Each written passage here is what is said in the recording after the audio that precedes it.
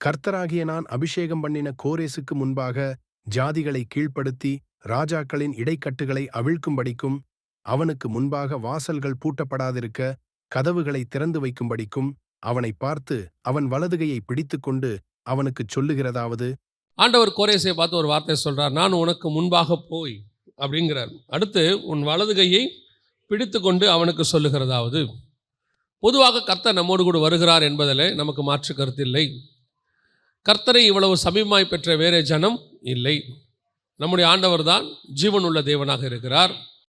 நம்முடைய ஆண்டவர் தான் நம்மோடு கூட வருகிறார். இதெல்லாம் உண்மைதான். இந்த காரியத்தை குறித்து ஒரு மூத்த ஊழியரோடு கூட பேசி கொண்டிருந்த போது அவர் விதமாய் சொன்னார், ஆண்டவர் நமக்கு முன்னாடி இருக்கிறாரு, ஆண்டவர் நமக்கு பின்னாடியும் இருக்கிறாரு. உனக்கு முன்பாக போய் அப்படின்னு இருக்கு. இன்னொரு இடத்துல இஸ்ரவேலை பின்னும் இருந்து பாதுகாக்கிறவர் அப்படின்னு இருக்கிறது. வலதுபுறமும் இடதுபுறமும் இருக்கிறாரு, நாலா பக்கமும் சூழ்ந்து கொண்டிருக்கிறார் அப்படின்னு சொல்லி அவர் சொன்னார். இது ஆண்டவர் நம்மை சுற்றிலும் பாளையம் இறங்கி இருக்கிறார் அப்படின்ற வார்த்தைக்கு நமக்கு இது காரணமாக இருக்கும். ஆண்டவர் நமக்கு எல்லா பக்கத்தில் இருந்து பாதுகாத்து கொள்கிறாரு. எல்லா விதத்திலும் கர்த்தர் நம்மோடு கூட இருக்கிறார். இதில் எந்த விதமான மாற்று கருத்தும் இல்லை.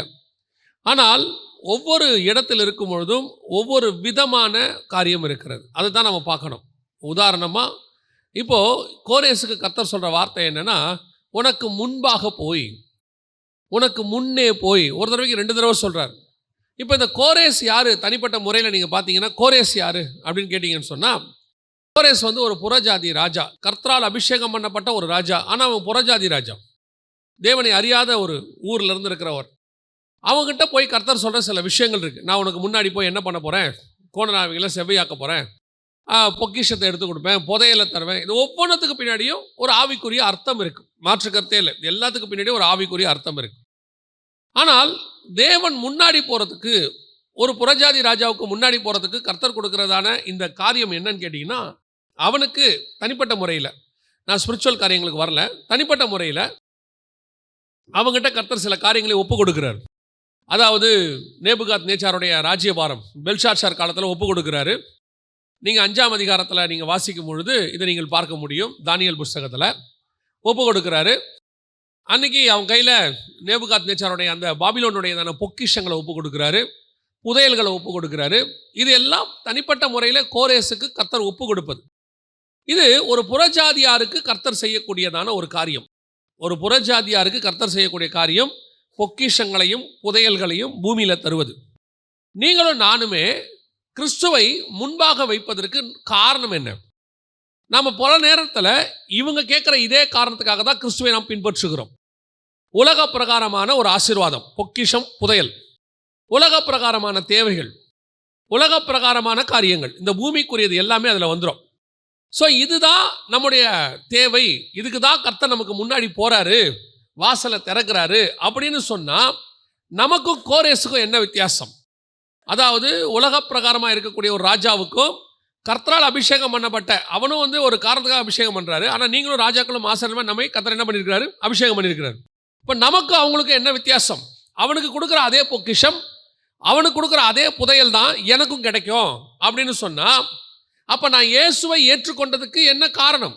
அப்போது உலக பிரகாரமாக கிடைக்கிற அதே ஆசீர்வாதத்துக்காகத்தான் நான் இயேசுவை பின்பற்றுகிறேன். அதே பொக்கிஷம், அதே புதையல் தான் எனக்கு என்று சொன்னால், நான் இயேசுவை ஏற்றுக்கொள்வதற்கு என்ன வித்தியாசம்? என்னை விட அவன் இன்னும் நல்ல பிளெஸிங்காக இருக்கிறானே. அப்படின்னா இந்த வசனத்தின்படி கர்த்தர் உங்களுக்கு எனக்கு திறந்த வாசல். ஆண்டவர் சிமனா சபையை பார்த்து பேசுகிறார், திறந்த வாசல் அப்படிங்கிறார். ஆண்டவர் எதுக்கு நமக்கு வாசலை சொல்கிறார், திறந்த வாசல்னு சொல்கிறாரு அப்படின்னு கேட்டிங்கன்னா, அவர் நமக்கு கொடுக்குற பொக்கிஷம் வேறு, அவர் நமக்கு கொடுக்குற புதையல் வேறு. ஆண்டவர்கிட்ட இருக்கிற பொக்கிஷம் புதையல்னு பார்த்தீங்கன்னா கொலோசையர் 2ஆம் அதிகாரத்தில் சொல்கிறார், அவருக்குள் ஞானம் அறிவு என்கிற பொக்கிஷம் அடங்கி இருக்கிறது. அப்போ நமக்குள்ள பொக்கிஷம் வேறு, நாம் தேட வேண்டியது வேறு. ஆனால் இப்போ நமக்கு முன்பாக ஆண்டவர் போய் என்ன கொடுக்குறாரு? புறஜாதி ராஜாவுக்கு போகிறது இது ஒரு பாத், முன்னாடி போகிறது ஒரு பாத். நாம் அதுக்காக அவரை தேடலை, நாம் தேடுற விதம் வேறு, நாம் வேறு காரியத்துக்காக தேடிக்கொண்டிருக்கிறோம். அந்தகாரத்தில் இருக்கிறதான பொக்கிஷங்களையும் ஒளிப்படத்தில் உள்ளதான புதையல்களையும் நமக்கு ஆண்டவர் வச்சிருக்கிறார் வேற. ஆண்டவர் சொல்றாரு, இந்த புஸ்தகத்தை புதை பொருளாக வைத்து வைத்து நமக்கு வேற புதையல் இருக்குது, அது உள்ளதான காரியங்களை தேடணும். அதான் வேதாகமம் தான் நமக்கு புதையல்.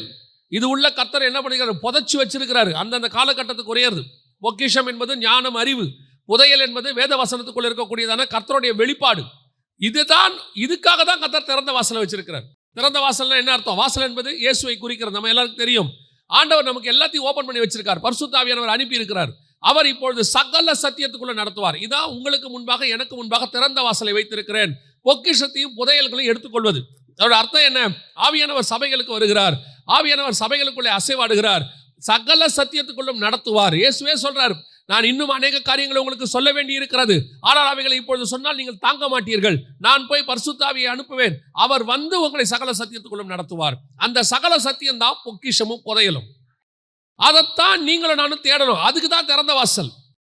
நோவாவுடைய ஜலப்பிரளயத்துல கர்த்தர் கதவை அடைத்தார்னு இருக்கு. திறந்து வச்சா என்ன ஆகும்? பேழை காணாம போயிடும். அப்ப கர்த்தர் கதவை அடைப்பது நல்லதா கெட்டதா? நல்லது. சில இடத்துல கதவு என்ன பண்ணப்பட்டிருக்கணும்? அடைக்கப்பட்டிருக்கணும். சில இடத்துல கதவு என்ன பண்ணப்பட்டிருக்கணும்?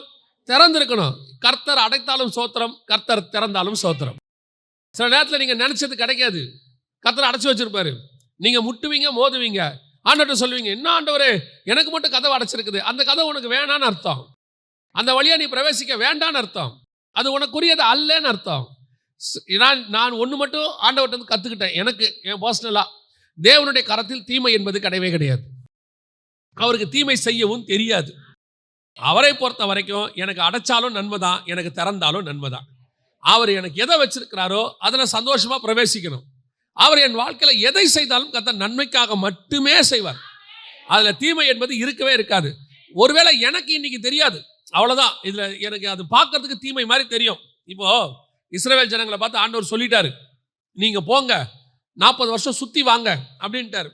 உடனே இஸ்ரவேல் ஜனங்களுக்கெல்லாம் மனமடிவாயிருச்சு, வலி. ஐயோ ஆண்டவர் இப்படி சொல்லிட்டாரு, முடியாது, நாங்கள் இப்போவே போகிறோம், ஏதோ கர்த்தர் எங்களை தண்டிச்சிட்டாரு அப்படின்ட்டாங்க. கர்த்தர் சொன்னதுக்கு பின்னாடி பல காரணங்கள் இருக்கு. பாருங்க, இவங்க எந்த ஜனங்களை பார்த்து அங்கே பயந்தாங்களோ, ஏனாக்கின் புத்திரராகிய ராட்சதர்கள்னு இருக்கும். யாரை பார்த்து பயந்தாங்களோ 40 வருஷம் சுற்றி நீங்கள் வரும்போது பார்த்தீங்கன்னா அந்த ஜனங்கள் அங்கே இருக்க மாட்டார்கள். 40 வருஷம் அந்த ஜனங்களை என்ன பண்ணியிருப்பாரு? அந்த இடத்துல இல்லாதபடி ரிமூவ் பண்ணியிருப்பாரு. அப்போ திரும்பி வரும்போது அந்த ஜனங்க அங்கே இல்லை. அதே நேரத்தில் எந்த ஜனங்க அவங்கள பார்த்து பயந்தாங்களோ 40 வருஷத்தில் அந்த பயந்த ஜனங்களும் இல்லை. இப்போ உள்ளுக்குள்ள பிரவேசிக்கிற கூட்டம் எப்படி இருக்குன்னா, அவங்கள பார்த்து பயப்படாத ஒரு கூட்டம். அதோட அர்த்தம் என்னன்னா, நீ போய் நான் கொடுக்குற தேசத்துல பயப்படாம சந்தோஷமா இருக்கணும்னு கர்த்தர் விரும்புகிறார். பயந்தவனும் இல்லை, பயப்படுத்தினவனும் இல்லை. இதுக்கு கர்த்தர் 40 வருஷம் எடுத்துக்கிட்டாரு. நமக்கு 40 வருஷம் சுத்தினாருங்கிறது எப்படி இருக்கு? தண்டனையா தெரியுது. கர்த்தர் சில நேரங்களில் நம்மளை சுத்தல்ல விடுறாருன்னா அதுக்கு பின்னாடி ஏதோ நன்மை இருக்குன்னு அர்த்தம். சில நேரங்களில் கர்த்தர் பண்ணுகிற டிலே நல்லது. கர்த்தர் நமக்கு தீமை செய்யவே மாட்டார். அவருக்கு தீமை செய்யவும் தெரியாது. இது கர்த்தர் நமக்கு முன்பாக போய் நமக்கு செய்கிற காரியம். இது ஒரு அனுபவம். இது உலக பிரகாரமாய் கிடைக்கக்கூடிய ஆசீர்வாதம், பொக்கிஷம், புதையல், திறந்த வாசல், இதெல்லாம் இருக்கு. இந்த நடக்கிறதுல முன்னாடி போறதுன்னு ஒன்று இருக்கு இல்லையா? இதுலயே இன்னொன்று இருக்கு, இன்னொரு விஷயம் இருக்கு. இதை விட ஒரு படி கொஞ்சம் மேலன்னு நீங்க வச்சுக்கலாமே. இது தேவ ஜனங்களுக்கு நடக்கிறதான ஒரு விஷயம். வாசிங்க, சங்கீதங்களின் புஸ்தகம் 91ஆம் சங்கீதம் 11-12 வாசிங்க. உன் வழிகள் எல்லாம் உன்னை காக்கும்படிக்கு உனக்காக தம்முடைய தூதர்களை கட்டளையிடுவார். உன் பாதம் கல்லில் இடராதபடி அவர்கள் உன்னை தங்கள் கைகளில் ஏந்தி கொண்டு போவார்கள். இது ரெண்டாவது. அதாவது உனக்கு முன்பாக தம்முடைய தூதர்களை என்ன செய்கிறாரு? அனுப்புகிறாரு. இது நம்ம அடிக்கடி நம்முடைய ஜபங்களில் நம்ம யூஸ் பண்ணுற ஒரு வசனம். இந்த வசனத்தை நம்ம எதுக்கு யூஸ் பண்ணுறோம் அப்படின்னா, பாதுகாப்புக்கு. நமக்கு முன்பாக போய் ஆண்டவர் போறாரு. இன்னொன்று வசனம் சொல்லுது, தூதர்கள் போறாங்க. இவங்க என்ன பண்ணுவாங்களா? நம்முடைய பாதங்கள் கல்லில் இடாதபடிக்கு அவங்க என்ன செய்வாங்களா? பாதுகாத்துக் கொள்வாங்க. உன் வழிகள் எல்லாம் உன்னை காக்கும்படிக்கு அப்படின்னு இருக்கு. இது நல்லா தானே இருக்கு. இதான் நம்ம வாக்குத்தத்தத்தில் சொல்றோம். ஆண்டவர் எனக்கு பாதுகாப்பு கொடுக்குறாரு, நமக்கு முன்பாக தூதர்களை அனுப்புவார், எல்லாம் சொல்றோம்ல. இப்போ இந்த வசனத்தை வாசிங்களேன். யாத்ராகமத்தின் புஸ்தகம் 33ஆம் அதிகாரம். ஆனாலும் வழியிலே நான் உங்களை நிர்மூலம் பண்ணாதபடிக்கு நான் உங்கள் நடுவே செல்ல மாட்டேன், நீங்கள் வணங்கா கழுத்துள்ள ஜனங்கள் என்றார். யோசிச்சு பாருங்க, இந்த சங்கீதத்தில் நம்ம வாசிக்கும் போது உம்முடைய தூதர்களை கட்டளையிடுவேன், அவர்கள் உன் வழிகள் எல்லாம் பாதுகாப்பார்கள், எல்லாமே சொன்னாரு, எல்லாமே கரெக்டாக தான் இருந்துச்சு. ஆனால் இந்த இடத்துல ஆண்டவர் சொல்றாரு, நான் என் தூதனை உனக்கு முன்பாக அனுப்பு, நான் என்ன செய்வேன், இவங்களை எல்லாம் அதெல்லாம் செஞ்சிடுறாரு, எல்லாரையும் துரத்திடுறேன், எல்லாம் பண்ணிடுறேன், நான் செய்ய வேண்டிய வேலையெல்லாம் செஞ்சிடறேன்ப்பா, ஆனால் நான் வரமாட்டேன், நான் என்ன பண்ணுறேன், தூதனை அனுப்புகிறேன். இப்போது இந்த வார்த்தை மோசேக்கு சந்தோஷமாக தானே இருக்கணும். ஏன்னா ஒரு தூதன் 1000 பேரையும் இன்னொருத்தன் என்ன பண்ணுவான், 16,000 பேரையும் வெட்டுவான். அவனுக்கு ஒரு பக்கத்தில் அந்த அளவுக்கு ஆண்டவர் வந்து ஆசீர்வாதத்தை கொடுத்து வச்சிருக்கிறார். ஒரு தூதனை 180,000 பேரெல்லாம் சங்காரம் பண்ணிடுவாங்க. அப்படி இருக்கும் பொழுது இப்போ நீங்கள் பாருங்க, ஆண்டவர் சொல்றார் மோசே கிட்ட, நான் தூதனை அனுப்புகிறேன். இந்த தூதன் வந்து யாருன்னா பிசாசியே சங்கிலியில் கட்டக்கூடியதுன்னா ஒரு ஆள், நான் அப்படி ஒரு தூதனை அனுப்புகிறேன் அப்படின்னு சொன்னால் மோசே சொல்கிறாரு, இல்லை ஆண்டவரே, இந்த வார்த்தை, இந்த துக்கமான வார்த்தை, அந்த வசனம் என்ன சொல்றது பாருங்க, 4ஆம் வசனம் வாசிங்க.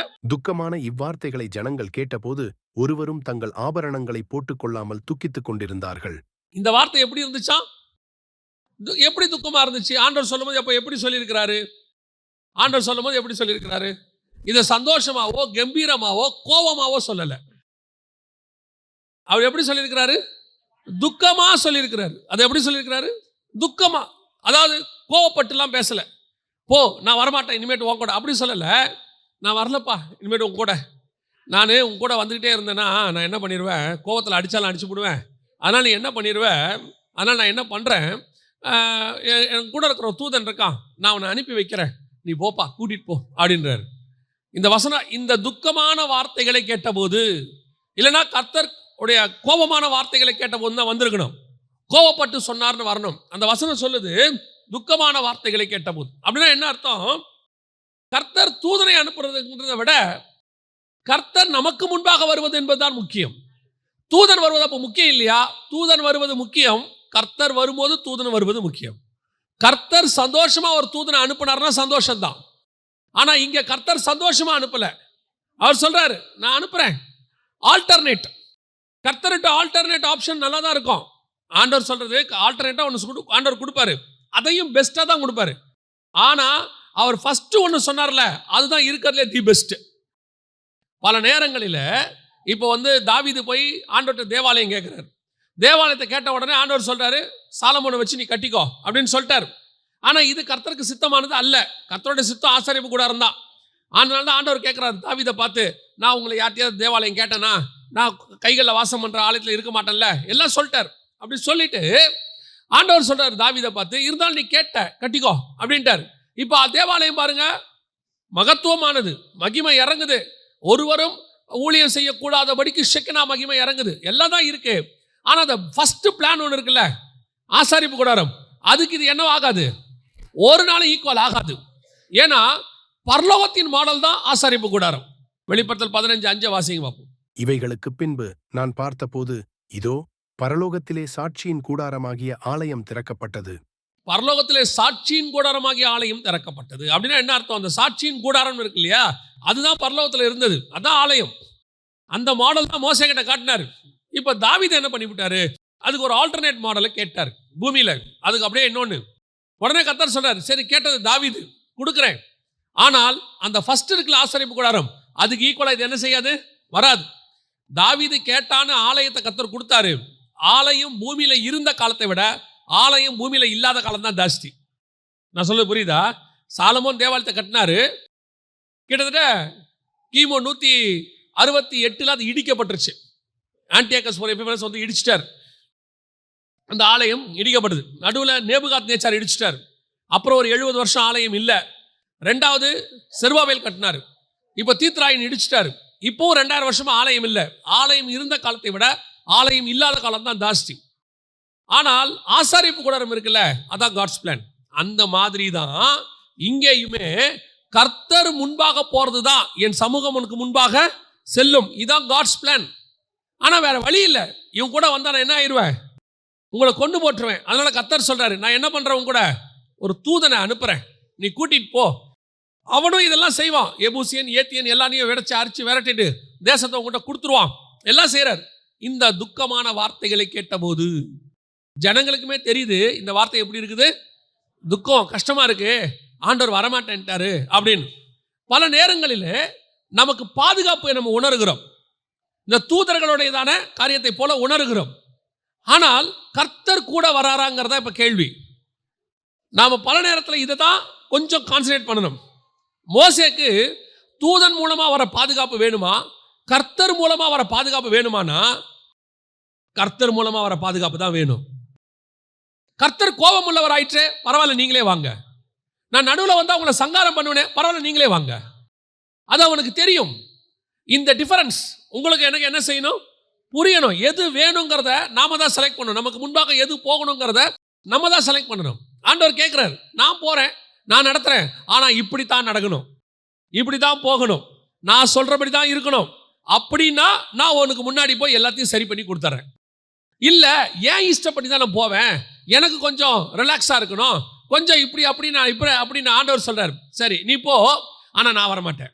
ஆனாலும் நீ என் பையன், என் மக, நான் உன்னை விட முடியாது. அதனால நான் என்ன பண்றேன், நான் ஒரு சேஃப்டிக்கு ஆள் அனுப்புறேன். பாடி கார்டு வேணுமா, இப்படி வச்சுக்கோங்க, பாடி கார்டு வேணுமா, நம்ம அப்பா வேணுமா. சில நேரத்தில் பாடி கார்டு பார்த்தீங்கன்னா பயங்கரமான ஆளாக தான் இருப்பார். இங்கே ஒருத்தர் நீங்கள் போறீங்க, பாடி கார்டு பார்த்தீங்கன்னா பயங்கர துப்பாக்கி வச்சிருப்பாரு, எல்லாம் வச்சிருப்பாரு. கூட வர அப்பா கிட்ட ஒன்றும் இருக்காது. ஆனால் மனதளவில் பாடி கார்டை விட அப்பா தான் நமக்கு க்ளோஸ். அப்பா கூட இருக்கிறது என்றைக்குமே நல்லது, அம்மா கூட இருக்கிறது என்றைக்குமே நல்லது. ஏன்டா பாடி கார்டு வேணாங்கிற, ஏன் சொல்கிற? அவன் சொல்லுவான், இந்த பாடி கார்டு இருக்கானே அவன் கட்டளைக்கு செயல்படுறவன். அடினா அடிப்பான், நில்லுனா நிற்பான், போனா போவான், வானா வாவான். ஆனால் எனக்கு யார் வேணும் தெரியுமா, கட்டளைக்கு செயல்படுகிற பாடி கார்டு வேணாம், கட்டளை கொடுக்குற எங்கள் அப்பா வேணும் எனக்கு. அதான் எனக்கு ரொம்ப வேணும். எனக்கு எஸ்தர்கிட்ட ரொம்ப பிடிச்ச ஒரு விஷயம், ஒரு தடவைக்கு 3 தடவை ராஜா கேட்பாரு. எஸ்தர் போய் பார்க்கும்போது ராஜா கேட்பாரு, உனக்கு என்ன வேண்டும் எஸ்தர், தேசத்தில் பாதியை கேட்டாலும் நான் உனக்கு தருகிறேன், அப்படிதான் சொல்லுவார். ஒரு தடவைக்கு 3 தடவை ராஜா அந்த வார்த்தையை சொல்லுவார். ஒவ்வொரு ட்ரிப்பும் எஸ்தர் என்ன பண்ணுவாங்க தெரியுமா, வேணான்றுவாங்க. ஒவ்வொரு ட்ரிப்பும் வேணான்றுவாங்க. இப்போ யோசிச்சு பாருங்களேன், எஸ்தர் கூட இருக்கிற பெண்கள், மற்ற கன்னிகைகள்லாம் இருந்தாங்களே நிறைய பேருக்கு, அத்தனை பேருக்கு எஸ்தர் எப்படி தோணும் தெரியுமா, நம்ம பாஷையில் சொன்னா பைத்தியம். ராஜா என்ன கொடுக்குறேங்கிறாரு, தேசத்தில் பாதி தரேன்றாரு. தேசத்தில் பாதினா எவ்வளவு தெரியுமா, ராஜா அன்னைக்கு அரசாண்ட நாடுகள் எத்தனைன்னா 127 நாடு அரசாண்டாராமா. எஸ்தர் 1:1 இருக்கு. 127 நாட்டில் கிட்டத்தட்ட அவர் பாதி கொடுக்குறேங்கிறார். அப்படின்னா என்ன அர்த்தம், கிட்டத்தட்ட 63 தேசம், 63 நாடு. எங்கிருந்து, இந்தியாவிலிருந்து அவர் எங்க இருந்திருக்கிறாரு, இந்த தேசம் முதல் எத்தியோப்பியா வரை, கிட்டத்தட்ட எகிப்து வரைக்கும் எல்லாம் இருக்கிற, நான் உனக்கு தரேன் அப்படிங்கிறார். அதுல பாதி தந்துடுறேன்றார். 63 நாடு. அந்த அம்மா சொல்லுது, அதெல்லாம் எனக்கு வேணாம் அப்படின்னு. ஆனா உண்மையிலே எஸ்தருக்கு விருப்பம் இல்லை. ஏன் தெரியுமா, எஸ்தருடைய நோக்கம் 63 நாட்டுக்கு நான் ராணி ஆவறதில்ல, 127 நாட்டுக்கு நான் ராணி ஆவது. ராஜா பக்கத்துல போய் உட்காந்துட்டா 127 நாட்டுக்கு நான் தானே ராணி, நான் தானே ராஜாத்தி. நீ என்ன பாதி கொடுக்கறது? என்னுடைய நோக்கம் பாதி அல்ல, என்னுடைய நோக்கம் முழுசு, ஃபுல். இன்னைக்கு பல நேரத்தில் இங்கே தான் நம்ம மிஸ்டேக் பண்ணுவோம். நமக்கு ஆண்டவர் வச்சிருக்கிற ஆசீர்வாதம் மகத்துவமானது, அது பரலோகத்துக்குரியது. பூமியில கூட சொல்றேன், உங்களுக்கு ஒன்று கர்த்தர் கொடுக்க போறாருன்னா தி பெஸ்ட் கொடுப்பாரு. நடுவில் நாம என்ன பண்ணுவோம் தெரியுமா, அதுல ஒரு 50% கிடைச்சா கூட போதுங்க, 60 கிடைச்சா கூட போதுங்க, அதுவே நமக்குலாம் ரொம்ப அதிகங்க. நாம எப்பவுமே நம்ம விஷன் கொஞ்சம் பெருசாக இருக்கணும். நாம சில நேரத்தில் ஆண்டவருடைய பிள்ளைகளாகிறதுக்கு முன்னாடி பாவத்தில் இருந்தோம், மீட் எடுத்துட்டாரு, உண்மை. அதே நேரத்தில் இப்போ நாம் ராஜாவுடைய பிள்ளைகளாய் மாறி இருக்கிறோம். கர்த்தர் நம்மளை மாற்றி இருக்கிறாரு இல்லையா, தகப்பனுங்கிற உரிமையை கொடுத்துருக்கிறாரு. அந்த தகப்பனுங்கிற உரிமையோட தான் யாருக்கிட்ட போகணும், அப்பா கிட்ட போகணும். நான் பாவிங்கிறதுல மாற்று கருத்தே இல்லை. உடனே நான் ராஜாவின் பிள்ளை ஆயிட்டேன், நான் பாவியே கிடையாது, இல்லை, நான் ராஜாவின் பிள்ளை ஆயிட்டேன், என்ன அபிஷேகம் பண்ணியாச்சு. ஆனால் இன்னும் எனக்குள்ள என்ன இருக்குது, கொஞ்சம் கொஞ்சம் குறைவுகள்லாம் பாவங்கள்லாம் இருக்கு, அது முற்றிலும் மாறணுங்கிற எண்ணம் இருக்கணும். சிலர் ஒன்று இப்படி போயிடுறான், நீ ராஜாவின் பிள்ளை ஆயிட்ட, இனிமேட்டு உன்னை யாரும் எதுவும் பண்ண முடியாது, உனக்கு பரலோகம் கன்ஃபார்ம் அப்படிங்கிறான். அந்த இதுவும் இல்லை. முடிவு பரியந்தம் நிலை நிற்கிறவனே ரட்சிக்கப்படுவான். அதனால கேட்கும் போது இப்ப மோசேக்கு நல்லா தெரியுது, வர்றது யாரு, சம பெரிய பாடி கார்டு. சும்மா ஒரு தூதன் போதும், அடிச்சு நவுத்திடுவான், எல்லாம் பண்ணிடுவான். ஆனாலும் அவர்களுக்கு தெரியுது இது துக்கமான வார்த்தை, எங்க அப்பா என்ன சந்தோஷமா அனுப்பல. எப்பவுமே நான் சொல்லுவேன், நம்ம அப்பா நம்ம கூட இருந்துட்டார்னா வேற எவனை பத்தின கவலையும் நமக்கு கிடையவே கிடையாது. அவர் நம்ம கூட வரணும், முன்பாக போகணும். இந்த இடத்துல தூதர்கள் வருவது பாதங்கள் கல்லிடாதபடிக்கு பாதுகாத்துக் கொள்வாங்க, எல்லாம் உண்மைதான். ஆனால் அந்த காரியம் அப்பாவோடு கூட இருக்கணும். அப்பா இல்லாம நான் வரமாட்டேன்னு சொல்லி ஒரு தூதன் இருக்கிறானா அது வேஸ்ட். அது தேவையில்லை. இது உங்களுக்கு தெரியணும். ஸோ ஆண்டவர்கிட்ட கேட்கும்போது எப்பவுமே ஆண்டவரே எனக்கு நீங்க தான் வேணும். இதை மறந்துடாதீங்க. ஆண்டவர்கிட்ட எப்போ கேட்டாலும் என்ன கேட்கணும்? ஆண்டவரே எனக்கு நீங்க தான் வேணும். அது வேணுமா இது வேணுமா? அவரையே தந்தவர் மற்ற எல்லாவற்றையும் அருளாதிருப்பது எப்படி? அவரையே நீங்க கேட்டுட்டீங்கன்னா மிச்சம் எல்லாம் கூட வந்துடும்.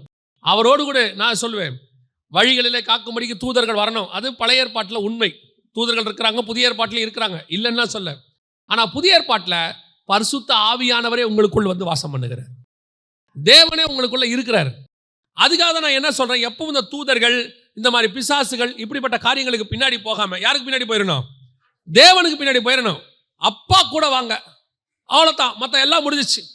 அப்பாவே கூட வந்தாச்சுன்னா, நான் சொல்றது நல்ல தூதன், தேவ தூதன், அவனே கூட வருவதை விட எங்க அப்பா எனக்கு கூட வருவதுதான் மேன்மையானது. அல்லேலூயா. எப்ப கேட்கும் போதும் ஆண்டவர்கிட்ட அதை கேளுங்க, நீங்க கூட வாங்க ஆண்டவரே. அப்பா கூட வரும்போது தனியா இருக்கும். இப்ப அப்பா கூட வந்தா என்ன ஆகும்?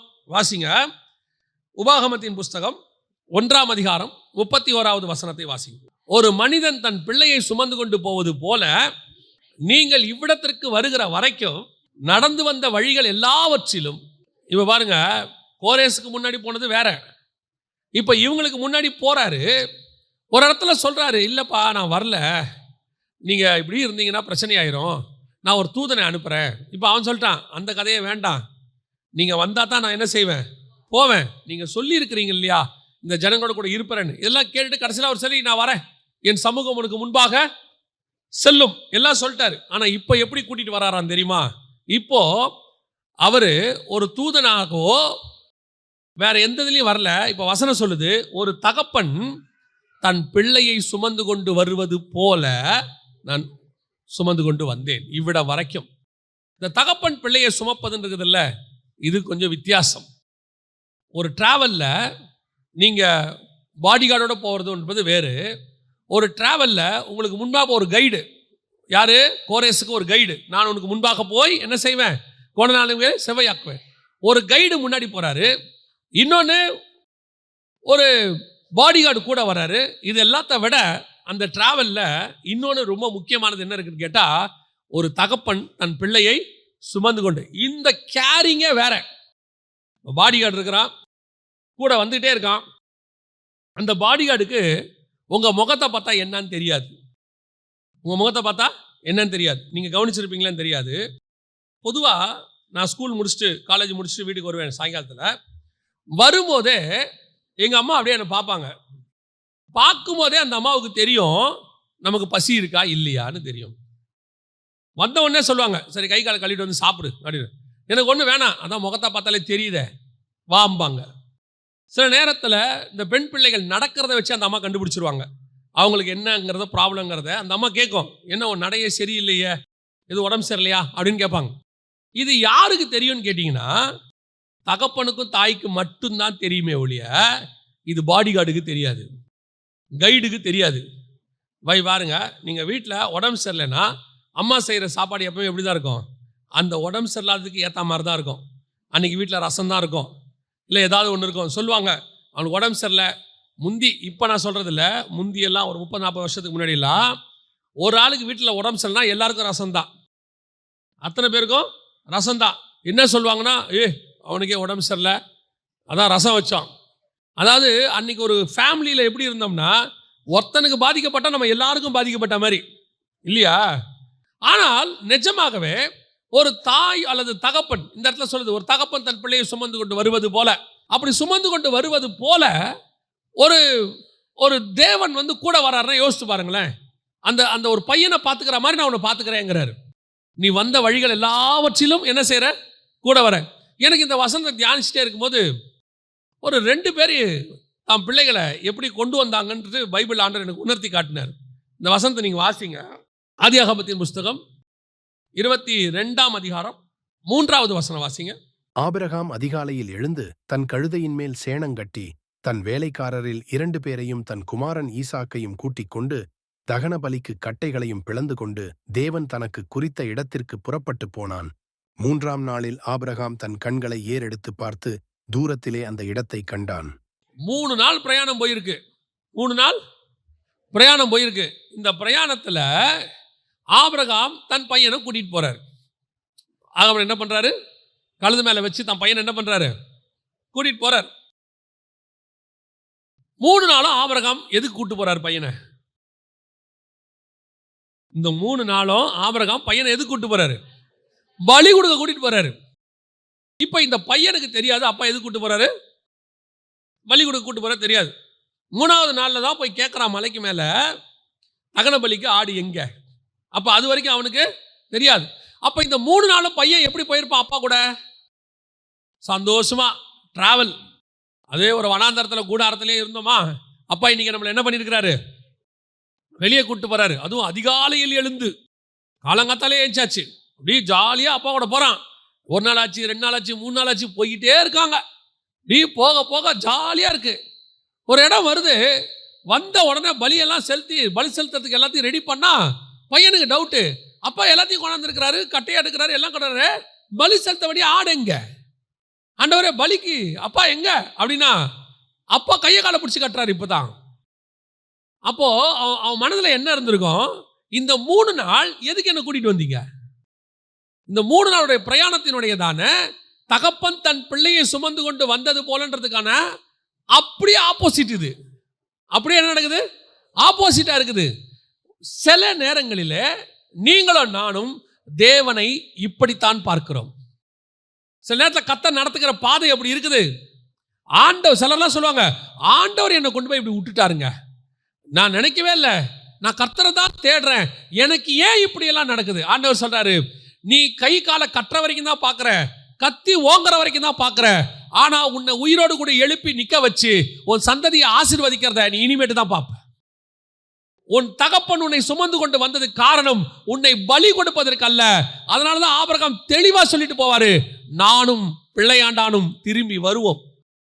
கன்ஃபார்மா திரும்பி வருவோம். என்னங்க பலி கேட்டிருக்கிறாரு, திரும்பி வருவாங்கிறத? அவர் பலி கேட்டது உண்மை, நான் கொடுக்க வந்தது உண்மை. ஆனா அவர் சொல்லியிருக்காரு, ஈசாக்கின் வழியாக தான் உன் சந்ததி விளங்கும்னு சொல்லியிருக்கிறார். எனக்கு அவர் கூட்டு வர சொன்னது, பலி கொடுக்க சொன்னது, இதெல்லாம் 2வது. எனக்கு ஒரு வாக்கு பண்ணார்ல, அந்த வாக்கு தத்தம் தான் எனக்கு மெயின். இவனை செத்தாலும் உயிரோடு கூட கொண்டு வருவதற்கு அவர் வல்லமை உள்ளவராய் இருக்கிறார். நான் பலி கொடுக்க போகிறேன், கர்த்தர் உயிரோடு கூட எழுப்புவார். நான் திரும்பி வரும்போது என் பையனோட தான் வருவேன். இதுதான் தகப்பனுக்கு இருந்தான கான்ஃபிடென்ட். இந்த 3 நாளும் ஆபிரகாமுக்கு இதுதான் கான்ஃபிடென்ட். 3 நாளும் ஆபிரகாம் இதுதான். ஆபிரகாமை பொறுத்த வரைக்கும் வேலைக்காரங்கிட்ட சொல்லும் போது பையனோட வருவேன்னு சொன்னது வேலைக்காரன்ட்ட சொன்னது இல்லை. அவன் வீட்டில இருந்து கிளம்பும் போதே சாரால்ட்டா தான் சொல்லியிருப்பான், எங்கெங்க போறீங்க? பிள்ளைய கூட்டிட்டு மோரியா மலை வரைக்கும் போயிட்டு வந்துடுறேன், பிள்ளை பத்திரங்க, அதெல்லாம் பத்திரமா கூப்பிட்டு வருவேன். அப்படி இருக்கும்போது அவர் கன்ஃபார்மா சாரால்ட்டா இருக்கட்டும், யாருக்கிட்ட வேணா இருக்கட்டும், அவர் சொல்ற வார்த்தை என்னவா இருக்கும்? திருப்பி கண்டிப்பா கூட்டிட்டு வருவேன். ஆனா உள்ளுக்குள்ள தெரியும், இவனை என்ன கொடுக்க போறோம்? பலி கொடுக்க போறோம். பலி கொடுக்க போகிறது உண்மை, திருப்பி வரப்போவதும் உண்மை. உன் தகப்பன் உன்னை சுமந்து கொண்டு போவது எதுக்கு தெரியுமா? கன்ஃபார்மாக உன்னை சாவடிப்பதற்கு அல்ல. அது நடத்துகிற பாதை கொஞ்சம் கடினமாகத்தான் இருக்கும். அதனால தான் அந்த வார்த்தையை சொல்வாரு, நீ நடந்து கொண்டு வந்த பாதைகள் எல்லாம், எல்லாத்துலயும் அந்த பாதையில என்ன இருக்கு தெரியுமா? செங்கடல் இருக்கு, அந்த பாதையில வனாந்தரம் இருக்கு, அந்த பாதையில சில நேரத்துல சாப்பாடு இல்லாத நிலைமை இருக்கு, சில நேரத்துல தண்ணி இல்லாத சூழ்நிலை வரும், சில நேரத்துல பிரச்சனைகள் வரும். ஆனால் ஆண்டவர் சொல்றாரு, எல்லாவற்றிலும் உன்னை நான் சுமந்து கொண்டு வந்தேன். செங்கடல் உன்னை அழிக்கவில்லை, செங்கடல் உனக்காக பிளந்தது. வனாந்தரம் உன்னை அழிக்கவில்லை, வனாந்தரத்தில் மேகஸ்தம்பத்தை கொடுத்தார். பசி உன்னை சாகடிக்கவில்லை, மன்னாவை கொடுத்தார். தாகம் உன்னை சாவடிக்கவில்லை, தண்ணியை கொடுத்தார். நீ கடந்து வந்த பாதையெல்லாம் கடினம், ஆனா எதுல உன்னை சாக விட்டாரு அதை மட்டும் சொல்லு. எதுல உன்னை கைவிட்டாரு அதை மட்டும் சொல்லு. நீ நடந்து வந்த பாதையை பத்தி மட்டுமே பேசிக்கிட்டு இருக்க. நான் கஷ்டப்பட்டேன், நான் கஷ்டப்பட்டேன், அப்படிப்பட்டேன், இப்படிப்பட்ட. ஆண்டவர் சொல்றாரு, நீ கஷ்டப்பட்டதெல்லாம் உண்மை, நான் கை விட்டேனா? உன்னை எங்கேயாவது தொலைச்சனா? இல்ல உன்னை பலி கொடுத்தனா? உன் தகப்பன் பிள்ளையை சுமப்பது போல இதுவரைக்கும் நான் சுமந்து கொண்டு வந்திருக்கிறேன். நீ போகிற இடம் வரைக்கும் உன்னை நான் சுமந்து கொண்டு போவேன். அந்த நம்பிக்கை தான் நான் சொல்லுவேன், அந்த நம்பிக்கை தான் வருக வரைக்கும் நம்ம எல்லாருக்கும் இருக்கு, இருக்கணும்.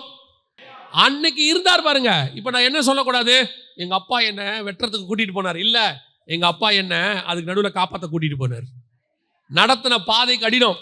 நான் சொல்றேன், இயேசு கிறிஸ்துவை உபத்திரவத்தின் நடுவில் தான் நீங்கள் தெரிந்து கொள்ள முடியும். அங்கதான் அவர் கரம் எப்படி வேலை செய்து நீங்க பார்க்கணும். சாப்பாடே வராத இடத்துல எப்படி சாப்பாடு வருதுன்னு பார்க்கணும். எல்லாருக்கும் சாப்பாடு வர இடத்துல நீயும் சம்பாரிச்சு சந்தோஷமா 5 ஸ்டார் ஹோட்டல்ல சாப்பிடுறதுங்கிறது நார்மல். உன்ன மாதிரி எல்லாரும் சாப்பிடுவான். ஆனா வனாந்தரத்துல மன்னாவை அவரால் அழைக்கப்பட்டவன் மட்டும்தான் சாப்பிடுவான், வேற எவனுமே சாப்பிட மாட்டான். அது கர்த்தர் உனக்கும் எனக்கும் வச்சது. நீ என்ன ஆசைப்படுற? எல்லாரோடய உட்காந்து நானும் ஜாலியா 5 ஸ்டார் ஹோட்டல்ல சாப்பிடணும். நீ 10ஓட 11 கணக்கிலே வர மாட்டேன், லிஸ்ட்லயே இருக்க மாட்டேன். நீ எல்லாரோடையும் சேர்ந்து செத்து போயிடுவ. ஆனா வனாந்தரத்துல சாப்பிட்றாமல்ல, அவன் தான் லிஸ்ட்ல வருவான், அவன் தான் தனியா வருவான். ஆண்டவர் அந்த பாதையில ஏன் நடத்துறாரு? தகப்பன் தன் பிள்ளையை சுமந்து கொண்டு வருவது போல.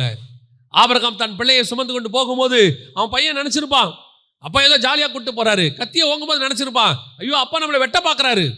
ஆனா அப்பாவுக்கு நல்லா தெரியும், நான் எப்போ கூட்டு போனாலும், உன்னை வெட்ட கூட்டு போனாலும், உன்னை பலி கொடுக்க கூட்டு போனாலும் எனக்கு ஒன்று தெரியும், நீ உயிரோடு கூட திரும்பி வருவாய். எனக்கு அதில் ஆபிரகாமுக்கு தெரியுங்கிறதுல நீங்கள் எப்படி கண்டுபிடிக்கலான்னா, இஸ்மவேலை அனுப்பி விடுவார். 21ஆம் அதிகாரம் ஆதியாகமத்தின் புஸ்தகம் 11வது வசனம் வாசி. தன் மகனை குறித்து சொல்லப்பட்ட இந்த காரியம் மிகவும் துக்கமாய் இருந்தது. இப்போ யோசிச்சு பாருங்க, அனுப்பி தான் விட சொன்னார். நீ வனாந்தரத்துக்கு என்ன பண்ணிரு? அனுப்பி விட்டுரு. இதுவே மிகவும் துக்கம்னா பையனை கர்த்தர் கேட்கிறாரு, வெட்டு பலியாய் கொடு அப்படின்னு சொன்னா இந்த காரியம் ஆபிரகாமுக்கு எப்படி இருக்கணும்? இன்னும் பெரிய துக்கமா இருக்கணும். இதுவே மிகவும் துக்கம், இதை விட பெரிய துக்கம் இருக்கணும். ஆனா வசனம் சொல்லுது அவனுக்கு துக்கமே இல்லை. அவன் என்ன பண்றானா, அதிகாலையில் எழுந்து பையனை கூட்டிட்டு வாடா போலாம். அப்பா எங்க போறான்? போயிட்டு வரலாம் வாடா. வேலைக்காரனை கேட்கறாங்க, எங்கயா போறீங்க? அந்த மேலே வரைக்கும் போயிட்டு வந்துடுறான். பையன் கேட்கறான், இப்போ எதுக்கு? நான் உன்னை பலி கொடுக்க வந்தேன். இப்போ போயிட்டு வரலாம். நீ போயிட்டு வரலான்டா, வரலாம். இப்போ வெட்ட போறியா? போயிட்டு வரலான்டா. கையை காலை கட்டி வெட்ட போற, திருப்பி போலாங்கிற. டேய் திருப்பி போலான்டா. அப்பா எனக்கு புரியல. எனக்கு புரியுதுடா, உனக்கு புரியாது. சில நேரங்களில் கர்த்தர் சொல்லக்கூடிய காரியம் நமக்கு புரியாது, கர்த்தருக்கு தெரியும். நல்லா நமக்கு தெரியும் அவசியமும் இல்லை. ஓங்கியாச்சு, ஈசாக்கு நினைச்சிட்டா, முடிச்சு, அவ்வளோதான். இதுக்கு தான் என் தகப்பன் சுமந்து கொண்டு வந்தது போல வந்தீரோ? என்னை வெட்டுறதுக்கு தான் கூப்பிட்டு வந்தீரோ? இந்த பிரச்சனைக்கு தான் என்னை கூட்டிட்டு வந்தீங்களோ? இந்த உபத்திரவத்தில் கொண்டு வந்து விடுறதுக்கு தான் கூட்டிட்டு வந்தீங்களோ? நீங்க கூட நிறைய நேரத்தில் ஆண்டவர் கேட்டிருக்கலாம். ஆண்டவர் சொல்றாரு, இல்ல, கத்தி ஓங்குற வரைக்கும் நீ பொறுமையா இரு, ஒரு நாள் வரும். அவ்வளவுதான், விஷயமே முடிஞ்சிச்சு. ஒரு நாளும் கர்த்தர் உன்னையும் என்னையும் சாகடிக்க விடுகிறது இல்லை. கர்த்தர் சுமந்து கொண்டு போவார், உபத்திரவத்தின் பாதையில நடத்துவார். ஆனால் ஒரு நாளும், இப்போ ஆபிரகாம் சாகும்போது பார்த்தீங்கன்னா வசனம் சொல்லுது, ஈசாக்கும் இஸ்மவேலும். அந்த வசனம் எனக்கு ரொம்ப பிடிச்ச வசனம். 25ஆம் அதிகாரம் 9வது வசனம் வாசி. அவன் குமாரராகிய ஈசாக்கும் இஸ்மவேலும் மம்ரேக்கு எதிரே ஏத்தியனான சோகாரின் குமாரனாகிய எப்பெரோனின் நிலத்திலுள்ள மக்பேலா எண்ணப்பட்ட குகையிலே அவனை அடக்கம் பண்ணினார்கள். இதான் முக்கியம், நல்ல கவனிங்க. ஒருத்தன் துரத்தி விடப்பட்டவன், அவன் பார்வையில் எங்க அப்பா எங்க அம்மாவையும் எங்க அப்பாவை என்ன பண்ணிட்டார்? எங்க அப்பா என்ன எங்க அம்மாவையும் துரத்தி விட்டார். இன்னொருத்த பார்வையில் எங்க அப்பா என்ன பண்ணிட்டாரு? வெட்ட போயிட்டாரு. 2 பேருக்கும் அப்பானா அவ்வளவு வெறுப்பு. என்னடா இது, ஒரு காலத்தில் இப்படி பண்ணிட்டாரு எங்க அப்பா, இனி எங்க அப்பா தேவையே கிடையாது அப்படின்னு. ஆனா வசனம் சொல்லுது, 2 பேரும் வந்து அவனை அடக்கம் பண்ணினார்கள். துரத்தி விடப்பட்டவனும் வந்து அடக்கம் பண்ணினான், வெட்டுவதற்கு கத்தி வாங்கினவனும் வந்து அடக்கம் பண்ணினான். ஏன் தெரியுமா? ஒரு நாள் ஆபிரகாம் பூர்ண வயது உள்ளவனாய் மரித்தான். அப்பத்தான் இவனுங்க எல்லாருக்கும் தெரியுது, இது வரைக்கும் ஆபிரகாம் செஞ்சது எல்லாமே கர்த்தருடைய சித்தத்தின்படி செஞ்சான். எங்க அப்பா எனக்கு வச்சதெல்லாம் ஆசீர்வாதம் தான். இன்னைக்கு என் பார்வைக்கு அது தவறாக இருந்துச்சு, ஆனா இன்னைக்கு எனக்கு தெரியுது, அன்னைக்கு எங்க அப்பா பண்ணது ஒரு நாள் என் பார்வைக்கு தவறா இருந்துச்சு, இன்னைக்கு எனக்கு தெரியுது எங்க அப்பா பண்ணது சரி, எங்க அப்பா நடத்தி கொண்டு வந்தது சரி. ஒரு நாள் நீங்கள் நினைப்பீர்கள், ஆண்டவர் நடத்தி கொண்டு வந்த பாதை உங்களை அழிப்பதற்கல்ல, உங்களை ஆசீர்வதிப்பதற்கென்று. கடந்து போற ரூட்டை வச்சு டிசைட் பண்ணிடாதீங்க. பல நேரங்களில் கர்த்தர் கொண்டு போகிற பாதை கடினமாக இருக்கும்.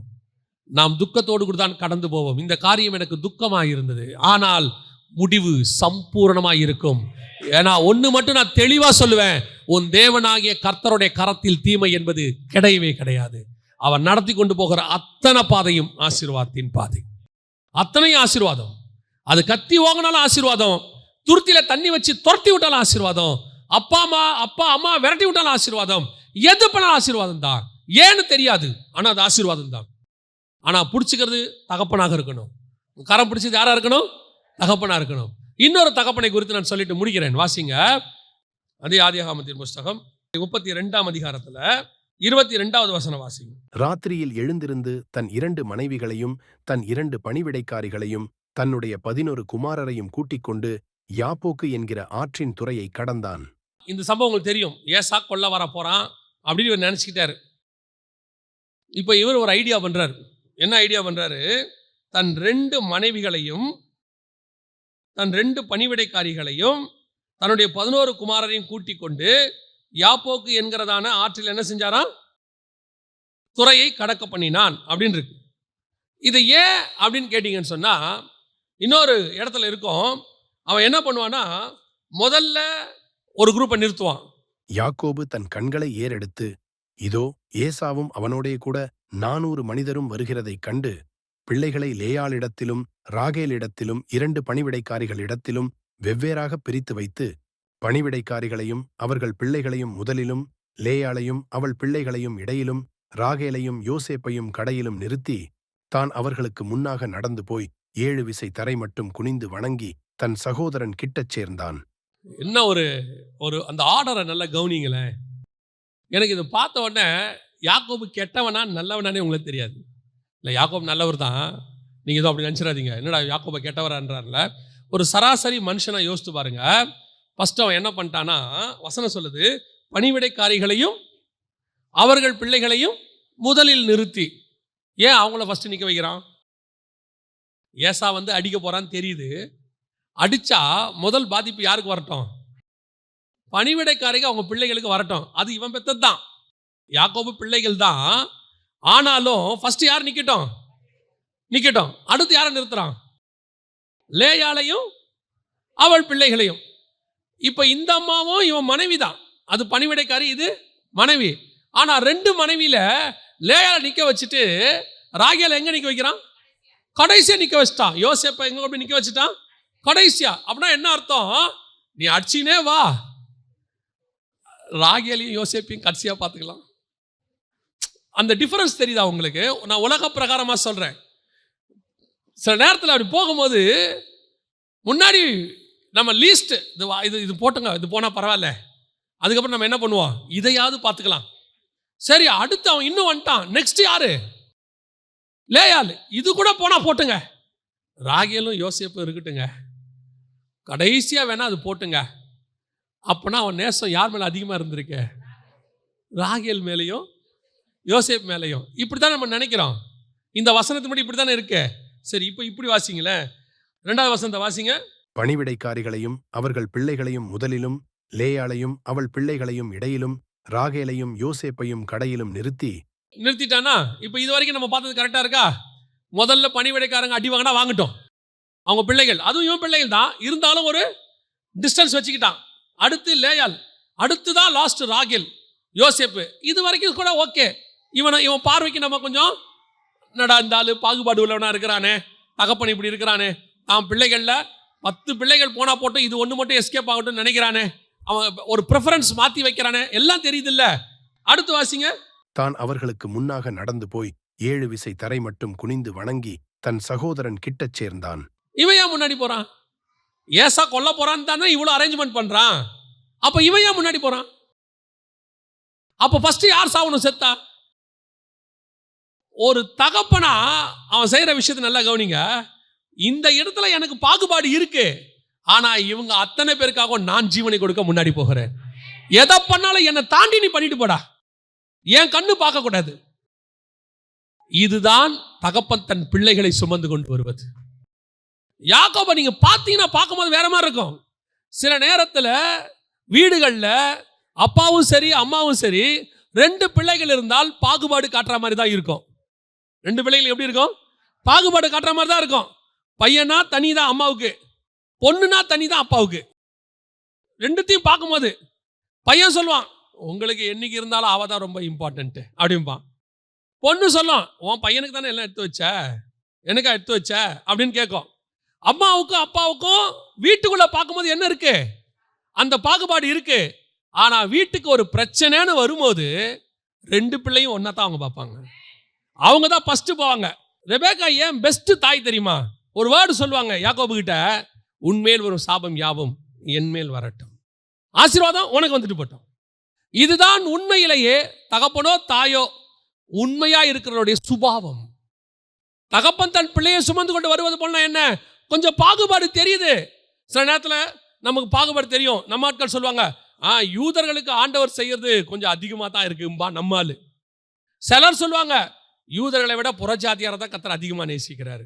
சில நேரத்தில் நமக்கு தெரியும், நம்ம எல்லாரை விட புறஜாதியாருக்கு ஆண்டவரோட தயவு இருக்காது, நம்ம மேலே தான் கர்த்தருடைய கிருபை ஜாஸ்தின்னு. நம்ம பார்வையில் இந்த பாகுபாடு தெரியுது. ஆனால் கர்த்தர் பார்வையில் பாகுபாடே இல்லை. அவர் முன்பாக போய் ஜீவன் கொடுக்க போனவர். அவர் பணிவிடைக்காரி பிள்ளைக்கும் ஜீவன் கொடுக்க முன்னாடி போனா, லேயாள் பிள்ளைக்கும் ஜீவன் கொடுக்க முன்னாடி போனா, ராகேல் பிள்ளைக்கும் ஜீவன் கொடுக்க முன்னாடி போனா. இங்க வேணா பிரமாணத்துல மாற்று கருத்து இருக்கும். மனசாட்சி பிரமாணம், நியாய பிரமாணம், சுயாதீன பிரமாணம், மாற்று கருத்து இருக்கு. பிரமாணத்துல வேறுபாடு இருக்கு. ஆனா ஜீவன் கொடுத்த இயேசுவின் இடத்துல பாகுபாடே கிடையாது. பட்சபாதம் இல்லாதவர், பாரபட்சம் பார்க்காதவர். அவர் அத்தனை பேருக்காகவும் முன்னாடி ஜீவன் கொடுக்க போகிறார். அல்லேலூயா. இதுதான் தகப்பன் தன் பிள்ளையை சுமந்து கொண்டு போவது போல சுமந்து கொண்டு போவது. முன்னாடி போற ஆண்டவர் அப்படிப்பட்டதான் ஆண்டவர். இந்த சுபாவம் நமக்கு வரணும். பாகுபாடு இருக்கத்தான் செய்யும் சில நேரத்தில். ஆனா ஒரு இடம் வரும்போது நாம தான் ஜீவன் கொடுக்கிறவங்களா முன்னாடி போகணும். இப்ப தகப்பன் முன்னாடி போறதுக்கான நோக்கம் தெரியுதா? தகப்பன் பிள்ளையை சுமந்து நம்ம என்ன நினைக்கிறோம்? இந்த வசனத்தை எப்பவுமே எப்படி நினைக்கிறோம் தெரியுமா? தகப்பன் தன் பிள்ளையை சுமந்து கொண்டு போவது போல அப்படின்னு சொன்னா அவரு ஆசீர்வாதமா கூட்டிட்டு போறாரு. உண்மை, எல்லாம் உண்மைதான். முன்னாடி போய் கொண்டாந்து செவ்வையாக்குவாரு, ஒளிப்பிடத்தின் பொக்கிஷங்களை தருவாரு, புதையல்களை தருவாரு ஆண்டவர். அதெல்லாம் மாற்று கருத்தே இல்லை. அடுத்து தூதனை கூட அனுப்புறதுனா பாடி கார்டு அனுப்புவாரு. ஆனா அதெல்லாத்தையும் தாண்டி ஒன்று இருக்கு, தகப்பன் முன்னாடி போகிறதுன்னு ஒன்று இருக்கு. அந்த தகப்பன் முன்னாடி எதுக்கு என்ன கூட்டிட்டு போறாரு தெரியுமா? அவருக்கு ஒன்று தெரியும், நான் கடந்து உன்னை கூட்டிக் கொண்டு போகிற பாதை கடினம் தான், கண்ணீர் தான், கொஞ்ச நேரம் உபத்திரவம் தான், அழுகதான், கத்தி ஓங்கிறது தான், உன்னை வனாந்தரத்தில் விடுறது தான். ஆனால் எனக்கு நன்றாய் தெரியும், நீ வனாந்தரத்தில் துருத்தி தண்ணீரோட அப்பத்தோட ஓடினாலும் சாக மாட்டாய், கத்தியை தூக்கினாலும் நீ சாக மாட்டாய். உங்க ரெண்டு பேரையுமே கர்த்தர் ஆசீர்வதிப்பார். அல்லேலூயா. யாக்கோபு பார்க்கறதுக்கு தெரியும், பணிவிடைக்காரி பிள்ளைக்கும் லேயாள் பிள்ளைக்கும் ராகேல் பிள்ளைக்கும் வித்தியாசம் இருக்கிற மாதிரி தெரியும். ஆனால் அத்தனை பேருக்கும் ஜீவனை கொடுக்க கர்த்தர் முன்னாடி போய் கொண்டிருக்கிறார். அல்லேலூயா. அந்த தேவன் தான் உங்களையும் என்னையும் தகப்பன் தன் பிள்ளையை சுமப்பது போல சுமந்து கொண்டு போகிறார். ஆமென். எந்த இடத்திலும் ஆண்டவரை சந்தேகமே படாதீங்க. எந்த இடத்துலையும் ஆண்டவர்கிட்ட முறுமுறுக்காதீங்க, துக்கப்படாதீங்க. ஏன்னா கர்த்தர் கருத்துல என்ன கிடையாது? தீமை என்பது கிடையவே கிடையாது. அவர் உனக்கு முன்பாக போய் உன்னை ஒரு தகப்பனை போல ஜீவன் கொடுக்க முன்னாடி போயிட்டு இருக்கிறார். ஏன் அவர் முன்னாடி போறார் தெரியுமா? ஜீவன் கொடுப்பதற்கு, உன்னை பாதுகாப்பு. எது வந்தாலும் எனக்கு ஒன்று நல்லா தெரியும், எது நமக்கு நடந்தாலும் கர்த்தரை தாண்டி நடக்கவே நடக்காது. கர்த்தர் அனுமதி இல்லாம நடக்கவே நடக்காது. அதுதான் யாக்கோபு. நாமன் முன்பாக போய், ஏசா நான் உன்னை மொத்த பேரை அழிக்க போறேன், எவ்வளவு பேரை வேணா அழிச்சுக்க, முதல்ல என்ன அழிச்சிரு, எனக்கு அப்புறம் தான் நீ என் பிள்ளைகளை தொடரும். அதுக்கப்புறம் பாதுகாக்கப்பட்டாங்க, யாருக்கும் எந்த சேதம் வரல, அதெல்லாம் வேற. ஆனா அதுதான் ஒரு தகப்பனுடைய இருதயம். அல்லேலூயா. ஒரு பூலோகத்தில் இருக்கிற உன் தகப்பன் உனக்கு செய்யாததை நான் உனக்கு முன்பாக போகிறேன். நான் உனக்கு உள்ளங்கையில் வச்சு வரைஞ்சி பாதுகாத்துக் கொள்றேன். உன்னை ஒரு நாளும் கைவிடாத தகப்பன் சொல்லுகிறார். தகப்பன் தன் பிள்ளையை சுமந்து கொண்டு வந்தது போல. ஒருவேளை நீ வந்த பாதை கடினமா இருக்கும், ஆனா இது வரைக்கும் உன்னை கொண்டு வந்தது யாருன்னு நீங்க நினைக்கிறீங்க? இது வரைக்கும் உங்களுக்கு ஜீவனை கொடுத்து பத்திரமா பாதுகாத்து யாருன்னு நினைக்கிறீங்க? நீங்க எத்தனையோ நேரத்தில் கூட இருக்கிறவங்களை குறை சொல்றீங்க. ஏன் தேவனையே குறை சொல்றீங்க? ஆண்டவர் இருந்தா இப்படிலாம் நடக்குமா? ஏன் ஆண்டவர் இருந்தா எங்க அப்பா இப்படி இருக்காரு? ஏன் ஆண்டவர் இருந்தா என் வாழ்க்கையில் இப்படிலாம் நடக்குது? ஆண்டவர் சொல்றாரு, அப்படியெல்லாம் நடந்துச்சே, நீ என்ன ஆன? செத்துட்டியா? இல்ல என்ன ஆச்சு? காணாம போயிட்டியா? உன்னை நடத்தி கொண்டு தங்கம் நெருப்புக்குள்ள போகாம புடமிடப்படவே முடியாது. அதுக்கு ஒரு ப்ராசஸ். உன்னை அந்த ப்ராசஸ்ல நான் நடத்துனதுக்கு காரணம் உன்னை சுத்த பொன்னாய் விளங்க பண்ணுவதற்கு. உன்ன மாதிரி நாளைக்கு இதே மாதிரி பாதையில கடந்து போறவங்க 1000 பேர் இருப்பான். அவனுக்கெல்லாம் உன்னைத்தான் கர்த்தர் எடுத்து பயன்படுத்துவார். ஏன்னா உனக்கு மட்டும்தான் அந்த வலி தெரியும், உனக்கு மட்டும்தான் அந்த பெயின்னா என்னன்னே தெரியும்.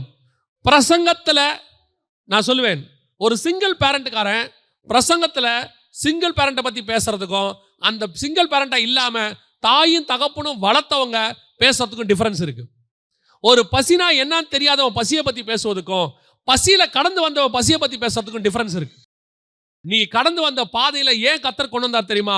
நீ பட்ட அனுபவத்தினால நாளைக்கு உன்ன மாதிரி இருக்கிற 1000 பேரை நீ மீட்க வேண்டி இருக்கிறது. உன்னால மட்டும்தான் அது முடியும். ஏன்னா நீ அந்த ப்ராசஸ்க்கு உன்னை விட்டு கொடுத்த கர்த்தர் உன்னை உருவாக்கி இருக்கிறார். தகப்பன் உனக்கு முன்பாக போய். ஆனா ஒண்ணு மட்டும் கர்த்தர் சொல்றாரு, இன்னைக்கு மட்டும் இல்ல, முடிவு பரியந்தம் கர்த்தர் சொல்றாரு, தகப்பன் தன் பிள்ளையை சுமந்து கொண்டு வருவது போல நான் வருவேன். உன்னை இறக்கி வைக்க மாட்டேன், நீ பாரன்னு விடவே மாட்டேன். உன்னை கொண்டு போய் இந்த இடம் மட்டும் உனக்கு நியமிச்ச டெஸ்டினேஷன் வரைக்கும் கர்த்தர் கொண்டு போய் சேர்க்க வல்லமை உள்ளவராய் இருக்கிறார். அல்லேலூயா. நாம் ஜெபிக்க போகிறோம். ஏந்திரிக்கலாமா நம்ம தேவ சமூகத்துல? நன்றி ஆவியானவரே. கண்களை மூடுவோமா? ஒருவேளை இதுவரைக்கும் உன்னுடைய ப்ராசஸ் எல்லாம் பெயின்ஃபுல் ப்ராசஸாகவே இருந்திருக்கும். கொஞ்சம் வேதனை உள்ள காலங்களுக்குள்ளே நீ போயிருப்ப. ஒருவேளை வனாந்தரத்துக்கு பிள்ளையோட ஓடி இருப்ப. இல்லை உன் சொந்த தகப்பனே உனக்கு கத்தியை ஓங்கி இருப்பாங்க. உன் சொந்த குடும்பமே உனக்கு விரோதமாக ஓங்கி இருக்கும். உன் தாயே உனக்கு விரோதமாக எழும்பி இருப்பாங்க. சில நேரத்தில் நீ கைவிடப்பட்டு அனாதையா நின்று இருப்ப. எந்த பக்கம் போறது திக்கற்ற நிலைமை. ஆண்டவர் சொல்றாரு, திக்கற்றவர்களுக்கு, ஆதரவற்றவர்களுக்கு அவர்தான் அடைக்கலம். அவர் சொல்றாரு, யார் உன் கூட வரலனா என்ன, யார் உனக்கு முன்னாடி போகாட்டி என்ன, நான் போயிட்டு இருக்கேன் உனக்கு முன்னாடி, நான் போயிட்டு இருக்கேன். என்னை மட்டும் பார்த்துக்கிட்டே வா, என்னுடைய பாதப்படி அப்படியே பின் பண்ணிட்டே வா, நான் கொடுத்த வார்த்தைகளை அப்படியே ஃபாலோ பண்ணிக்கிட்டே வா.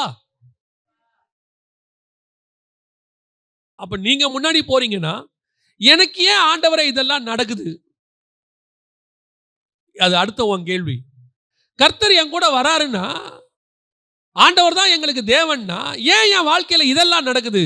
ஆண்டவர் சொல்றாரு, இதை விட மோசமாலாம் வந்துச்சு, நான் உனக்கு முன்னாடி போய் ஃபில்டர் பண்ணி உன்னால எதை தாங்க முடியும்னு பார்த்து அதை மட்டும்தான் நான் உனக்கு அனுமதிச்சேன், மற்ற எதையுமே நான் அனுமதிக்கல. நீ சந்திச்சதெல்லாம் உன்னால தாங்க முடியும்னு உன் மேல உள்ள நம்பிக்கையில நான் அனுமதிச்சது. நான் அப்படி அனுமதிச்சதுனால தான் நீ இன்னும் ஜீவனோடையே இருக்கிற. நான் எல்லாத்தையும் அனுமதிச்சிருந்தா நீ இந்நேரம் செத்து போயிருப்ப. இந்நேரம் உன்னை தொலைச்சு கட்டியிருப்பாங்க. கர்த்தர் ஃபில்டர் பண்ணி அனுப்புனார் உனக்கு. நீ கடந்து வந்த பாதையே இவ்வளவு கஷ்டமா இருக்குன்னு சொல்றியே, உனக்கு தெரியாம எவ்வளோ ஆயுதங்களை கர்த்தர் நிர்மூலமாக்கினார் உனக்கு விரோதமா வந்ததை. அதெல்லாம் அவர் வாங்கிக்கிட்டாரு. ஏன்னா உன் முன்னாடி போறவர் அவர் தான். உனக்கு உன் கிட்ட வந்த சின்ன கல்லுக்கே நீ இப்படி சொல்லிட்டியே, அவர் மேல எவ்வளவு கல் எறிஞ்சாங்க தெரியுமா? ஏன்னா அவர் முன்னாடி போயிட்டே இருக்காரு. அவர் ஒரு சிலது தான் உனக்கு அனுமதி கொடுத்தாரு. அது கூட எதுக்கு தெரியுமா? நீ சாகணுங்கிறதுக்காக இல்லை. உன்ன மாதிரியே உன் பின்னாடி சின்ன சின்ன பிள்ளைங்கள்லாம் வந்துகிட்டு இருக்கு. இன்னொரு தலைமுறை வருது. அந்த தலைமுறைக்கு இந்த அனுபவத்தை சொல்றதுக்கு உன்னைத்தான் நான் செலக்ட் பண்ணேன். உன்னைத்தான் நான் செலக்ட் பண்ணேன். நீ பட்ட பாடு, நீ சிந்தின கண்ணீர், நீ கடந்து வந்த இருட்டு, நீ இருட்டில் அழுதது, நீ பாத்ரூம்ல தண்ணி ஊத்திக்கிட்டே அழுதது, எல்லாத்தையும் கர்த்தர் சொல்றாரு. இப்ப கர்த்தர் சொல்றாரு, ஆண்டவர் சொல்றாரு, இதெல்லாம் நான் தெரிஞ்சுதான் உன்னை அனுமதிச்சேன். ஏன்னா நான் தானே உன் முன்னாடி போனேன். எனக்கு தெரியாம இது எதுவுமே நடக்கல தெரியுமா? ஏன் தெரியுமா? உன் பின்னாடி இன்னும் கொஞ்சம் பேர் வந்துகிட்டு இருக்காங்க. அவங்களுக்கெல்லாம் உன்னை ஒரு தகப்பனாகவும் உன்னை ஒரு தாயாகவும் வைக்கிறதுக்காக தான் நான் உன்னை கடந்து போக பண்ணேன். நீ ஏமாற்றப்பட்ட, உண்மைதான். நீ நம்பினவங்க ஏமாத்திட்டாங்க, உண்மைதான். உங்ககிட்ட உண்டானதையும் எடுத்துக்கிட்டு போயிட்டு உன்னை நடுத்தரில் விட்டுட்டாங்க, உண்மைதான்.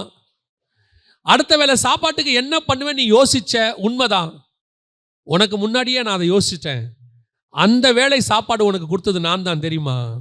ஆண்டவர் சொல்றாரு, அன்னைக்கு நான் உனக்கு சாப்பாடு கொடுத்தனால தான் இன்னைக்கு நீ ஜீவனோடு கூட இருக்கிற. ஒப்பு கொடுப்போமா? ஒன்று மட்டும் நான் திருப்பியும் சொல்றேங்க, நம்முடைய தகப்பன் கையில் தீமை என்பது இல்லவே இல்லை. அவர் நன்மைக்கு ஏதுவானவர். அவர் புழுதியிலிருந்து உன்னை ராஜாவாய் மாத்திடுவார். ஒப்பு கொடுப்போமா? கரங்களை ஆண்டவருக்கு நேராக உயர்த்தி, நல்ல தகப்பனே, சர்வ வல்லமை உள்ள ஆண்டவரே, எங்களை மறவாமல் நினைத்தவரே, ஈசாக்கு எபினேசராயும் இஸ்மவேலுக்கு எல்ரோயுமாய் இருந்தீர் ஆண்டவரே. எங்களுக்கோ எபினேசரும் எல்ரோயுமாய் இருந்து நடத்துகிறேப்பா. கரம் பிடித்து நடத்துகிறீரே, முடிவு பரிந்தும் விடாமல் இருக்கிறவரே, தகப்பன் தன் பிள்ளையை சுமப்பது போல சுமக்கிறவரே, நாங்கள் பயமில்லாமல் உங்கள் தோள் மேலே உட்காந்துருக்கிறோம். நாங்கள் பயமில்லாமல் உங்கள் மாறு மேலே சாஞ்சிருக்கிறோம். நடந்ததெல்லாம் நன்மைக்கே, நடந்ததெல்லாம் நன்மைக்கே நாங்கள் அறிந்திருக்கிறோம். இனியும் நடத்த போகிறீர். முடிவு பரியந்தம் எங்களை நடத்துவீர்.